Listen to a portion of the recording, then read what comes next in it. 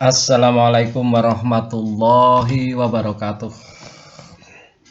Selamat bertemu kembali anak-anakku semua, kelas 11 MIPA SMA Negeri 2 Banguntapan. Semoga senantiasa dalam keadaan sehat dan afiat. Diparingi awak sehat, kudune manfaat. Pada kali ini kita akan membicarakan tentang titik berat. Ya, ini kita langsung masuk ke contoh soal 1, sebuah soal berkaitan dengan titik berat. Perhatikan gambar berikut. Nah, ya, tentukanlah letak titik berat benda pada arah vertikal, jadi arahnya naik nanti, atau sumbu Y.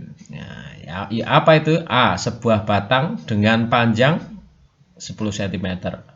B. Sebuah bidang segitiga ini dengan tingginya 30 cm. C. Sebuah kerucut berungga. Berungga berarti dalamnya ini kosong dengan tinggi 60 cm. Oke. Sekarang kita mulai yang pertama. Oke, ini ilustrasinya. Nah, ini ilustrasinya ya, ini ilustrasi. Oke, langsung aja jawab.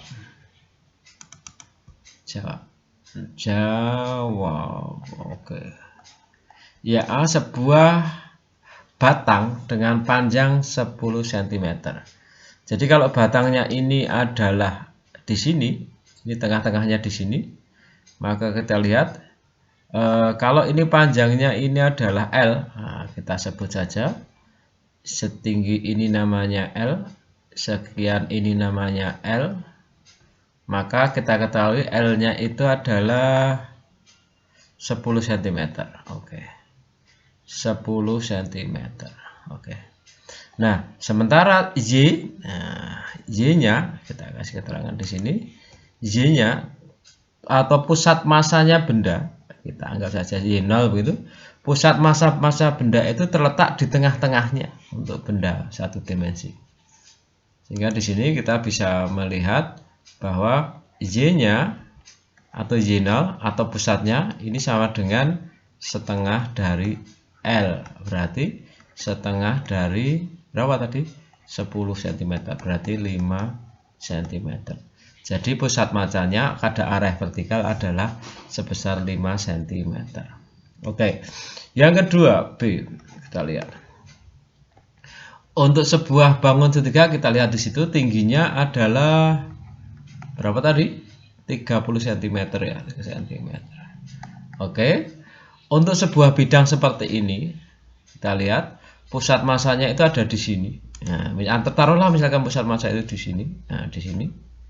Maka besarnya Y0 dinyatakan juga sebagai, kita lihat di sini, kita kembali ke warna hitam. Kita lihat di sini Y0-nya berapa? Y0-nya adalah untuk sebuah bidang adalah sepertiga dikali tinggi, sama dengan ya sepertiga dikali 30 sama dengan 10 cm. Ingat, cara mengukur tinggi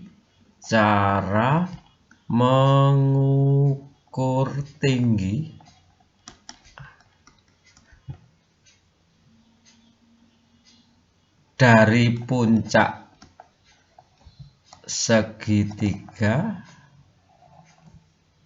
ditarik ke alasnya secara tegak lurus.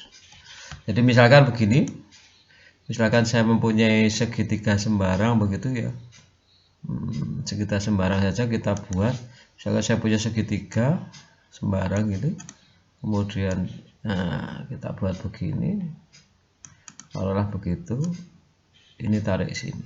Nah, mana tingginya itu? Nah, untuk mencari tinggi adalah ditarik dari puncak ke dasarnya, ke alasnya. Tapi ini dibuat saling apa? Saling tegak lurus. Nah, ini tegak lurusnya di sini. Nah, ini tegak lurusnya. Nah, ini tegak lurusnya di sini. Maka sekian ini adalah namanya tinggi. Oke, gitu ya. untuk mencari tinggi. Oke, jadi untuk bangun sebuah bangun dalam bentuk segitiga seperti ini kita lihat. Nah, sekarang yang ketiga adalah bangunnya ini satu dimensi ya. Ini dalam bentuk garis. Ini dalam bentuk bidang, ini dalam bentuk ruang. Oke. Nah, yang ketiga bentuknya ruang. Kita lihat, kita kasih warna hitam. Nomor 3. Oke, yang C. Yang C untuk ruang itu tingginya berapa? Tingginya 60 cm ya. Untuk ruang juga kerucut ya. Ini kerucut. Kerucut itu nilai Y0-nya, kita lihat Y0-nya di mana ya? Kita lihat, oke, lihat. Oke, taruhlah Y0-nya itu misalkan di sinilah Y0-nya. Anggap saja di sinilah. Itu Y0. Ya. Itu Y0-nya di situ. Ini Y0, ini juga Y0. Ya, Y0-nya itu di sini. Maka dinyatakan bahwa untuk sebuah kerucut berongga, Y0 adalah sepertiga dikali tinggi juga, berarti sepertiga dikali 60 sama dengan 20 cm. Nah, jadi sekali lagi untuk kita tambah keterangan, mana ini rumus ini berlaku untuk kerucut berongga. Sedangkan yang ini berlaku untuk bidang segitiga. Ya, kalau yang ini berlaku untuk garis lurus. Oke. Nah, kerucut berongga. Oke. Dari saya kira ini bisa dipahami bahwa cara mencari sebuah titik berat benda yang berbentuk apa itu tadi namanya, garis, bidang ataupun luang. Ya, moga-moga menambah pemahaman.